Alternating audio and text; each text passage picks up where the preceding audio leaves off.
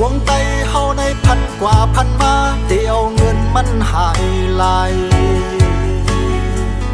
ผิดแพ้กันจัดแดกกันนำหักแก้ขอดเงินมันไหลสิปอปานเลยก็กล้วยกลุ่มซุ้มข้าวยามกว่ากวบลองเจอในอำหูไตเป็นสังป่าตีไตเฮาก็เป็นซองป่าซองเกิงเสหินก้นเมืองปันไม้ย้ายผัดกันหิมแจกกันเสขึ้นมาตัดเสียงคันแน่นกันกลุ่มเสใส่กันเนมาบกันว่าจุ้มนั้นอำลีเอาไตสุ่มลายลายเหมือนหนังงูกินห่างไว้ยาวข้าอื่นแปดเที่ยงภายหนึ่งเฮาป้อจมหายลายอื่นนึกหน้าก็ขึ้นตึกคอเจ้าเก่าโกยอำสุดดูไลเป็นโคตรลงไว้ยังจางขึ้นเอาตู้เก่าตาย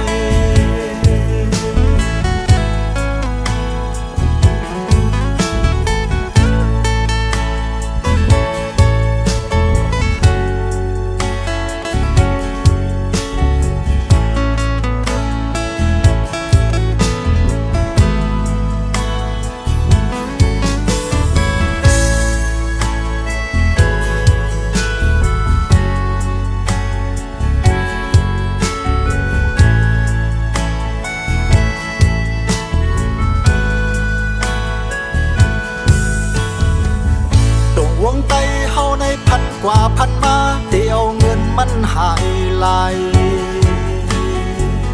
ผิดแพ้กันจัดแดกกันนำหันแก้ขอดเงินมันไหลสิปอปานเลยก็กล้วยกลุ่มซุ้มข้าวยามกว่ากวบลองเจอในอำหูไตเป็นสังดับซึกจึงไตก็เป็นลายหมู่ลายจุ้มเสขึ้นหุ่มกันตายยื้อก็ไตตายก็ไตทุกข้าขันเจอปลายก็ไตเยาอันเลยมาจ้อยแถมขึ้นก็สำเป็นไตแทงเอาไตเหตุสังกันเหมือนหนังงูกินห่างแต่ยาวข้าอื่นแปดเที่ยงภายหนึ่งเฮาป้อจมหายลายลืมสอนว่าเป็นเนื้อนังเจ้าเก่าโกยอำขึ้นอื่นใดเป็นพดลงไว้ยังจางคำขอเจ้าเก่าตายเหมือนหนัง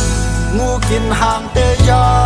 วข้าอื่นแปดเที่ยงภายหนึ่งเฮาป้อจมหายลายลืมสอนว่าเป็นเนื้อนังเจ้าเก่าโก